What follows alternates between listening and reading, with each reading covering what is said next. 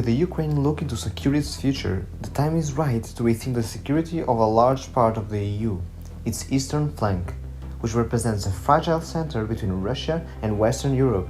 Or does it?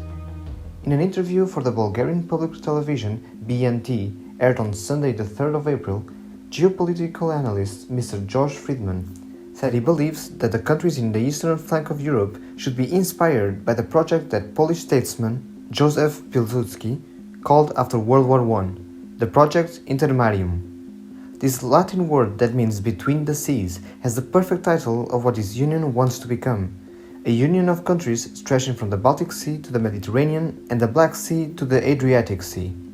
The recent events in this part of the world have made the European Union scared and get flashbacks of a darker time, a time where freedom was not on the vocabulary of the people and fear was what ruled the region. So to understand this alliance, we've got to take a few steps back. This region of the old continent is famously known to be the battlefield of empires. Kingdoms have come and gone, global powers have invaded, abused it, and innocent blood was shed when liberated, and still, it seems that old habits die hard. Take a look at the map with the nations that have formed this union. Does it remind you of something? Well, what about now? Exactly. These countries are precisely the countries behind the famous Iron Curtain, as Winston Churchill said on the 5th of March of 1946, from Stettin in the Baltic to the Trieste in the Adriatic. An Iron Curtain has extended across the continent. These are the countries that were under the influence of the Soviet Union after World War II, and with a common past and shared history, the people feel connected with each other and with a strong spirit of brotherhood.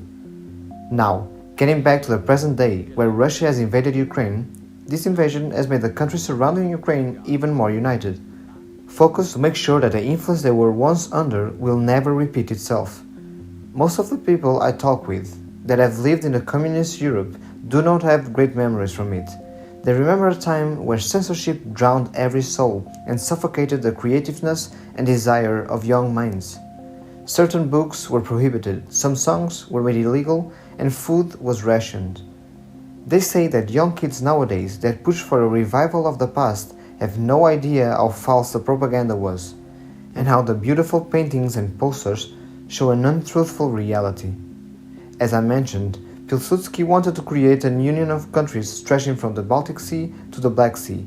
His idea was that with each country being subjected to pressure, this will be easier to withstand by countries that form the straight line on the map. Friedman didn't mention it, but the modern version of intermarium is called the Three Seas Initiative, which Poland and Croatia launched in 2015. The 3SI gathers 12 EU countries at the level of presidents, mainly from Eastern Europe, including the Baltic Brothers, Estonia, Latvia and Lithuania, the European battlefield also known as Poland, the Czech Republic, Slovakia, and the countries that once formed the Austro-Hungarian Empire, that included Austria and Hungary, of course, Slovenia, Croatia, Romania, and finally Bulgaria. If Greece joins, there is even a possibility of the Three Seas becoming the Four Seas Initiative due to the inclusion of the Aegean Sea.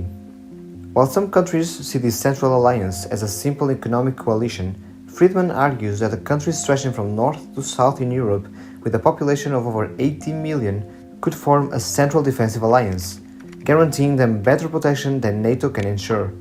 As he said, the West, not only the US, but also France and Germany, might not come to the rescue as each nation follows its own interests. As you might have figured, this could cause a strong reaction in the West if they see this as a rival to the EU and NATO. Now that both Finland and Sweden are also considering joining the North Atlantic Treaty Organization due to the rising fears from the East, they may also like to join the 3SI if the gathering evolves into a real defense union. Even without nuclear weapons, the Central Alliance can keep Vladimir Putin at bay. If Ukraine can stop him, imagine what Poland and the others could inflict on his army if Russia were to attack Central Europe. Poland alone has a population of 40 million and has plans to double their military by 2030, becoming one of the largest militaries in Europe. Right now, one of the biggest obstacles of this project is the Hungarian Prime Minister, Mr. Viktor Orban, who has just won his fourth consecutive election and has been strengthening his relationships with Russia in recent years. Putin congratulated Orban, his closest friends inside the EU and NATO, and expressed his wishes for deepening their relation, casting an ominous shadow over any pro-Western alliance projects in Central Europe that might include Orban's Hungary. This is a massive blow to the whole plan, and Hungary is located right at the heart of Central Europe. After gaining an overwhelming majority, Orban stated, "We have won a victory so big that you can see it from the moon, but you can certainly see it from Brussels." There are even rumors that Hungary will be kicked out of the EU, but more on that on a later video. Another country that is in the process of joining the EU and possibly the Three Seas initiative is Serbia.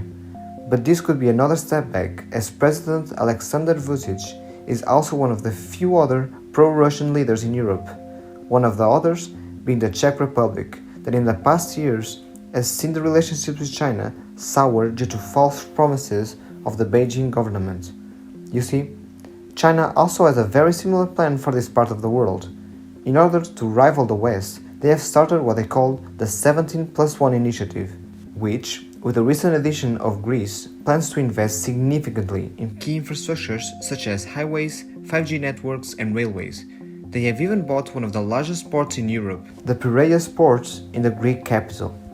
Despite this, governments have started to realize that all of these promises were nothing more than lies or simply debt traps, with Lithuania being the first nation to withdraw from this project and instead allying with the enemy, the government of Taiwan.